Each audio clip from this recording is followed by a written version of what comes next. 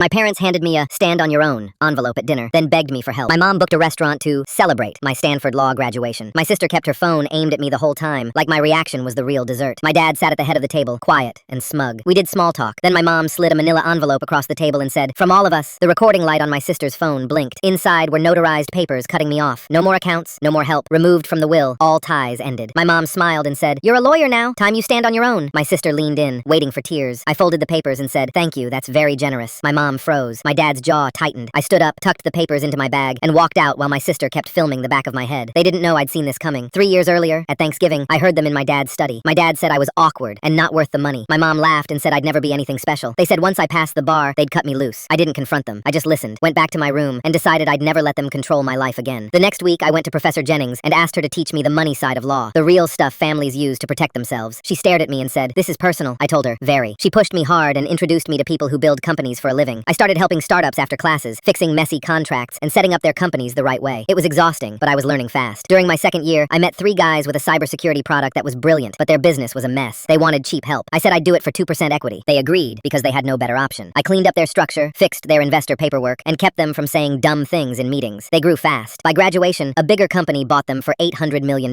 My 2% became $16 million, and after taxes, it was about $12 million sitting safely in my own accounts. So at that dinner, when my mom handed me the disownment letter, I wasn't shocked. I was almost grateful. 2 weeks later, I opened my own firm in San Francisco. I kept it quiet. If my family asked how I was doing, I kept it vague and let them assume I was struggling. About a year later, I ran into my parents at a cafe near my office. My mom asked, "What are you doing here?" I said, "Meeting a client." My dad looked me up and down and said, "Still trying to get hired?" Before I could answer, my client walked in. It was a tech CEO my parents had seen on magazine covers. He shook my hand and said, "Sorry, I'm late." I didn't introduce my parents. I just walked him inside. Then my brother-in-law called late one night. "Your parents are in trouble," he said. "Bad investments. They might lose the house. They're going to ask you." The next day, my mom called with a bright voice like nothing had happened. "We've had setbacks," she said. "We're family. We thought you could help." I said, "I'll think about it," and hung up. Instead of money, I mailed her a letter. I reminded them they'd ended the relationship in writing, and I attached copies of the same papers they gave me at my graduation dinner. At the bottom, I wrote, "You taught me to stand on my own 2 feet. Thank you for that lesson." My sister called, yelling that I was selfish, like I owed them forever. They tried to scare me with a legal threat, claiming emotional harm, but their own lawyers dropped it fast once they saw what my parents had signed. After that, my mom started showing up where I was. Coffee shops, my gym. She'd sit nearby and stare like I'd crack. I sent a legal warning letter telling her to stop. She ignored it. At a conference, she pushed through a crowd and grabbed my arm. "Your father's not well," she said, eyes wide. I pulled free and said, "I hear bankruptcy is pretty straightforward these days." Security stepped in and walked her out while she yelled my name. A week later, my dad mailed me a note asking for $750,000 to save the house. No apology, just a number. I fed the letter through my shredder and watched it turn into strips. The next day, he showed up in my office lobby demanding to see me. I didn't go down. Security walked him out. From my window, I watched him step onto the sidewalk, shoulders hunched, looking smaller than I'd ever seen him. My phone stayed silent after that. Now they're saying I'm cold for mailing the papers back. Was I wrong?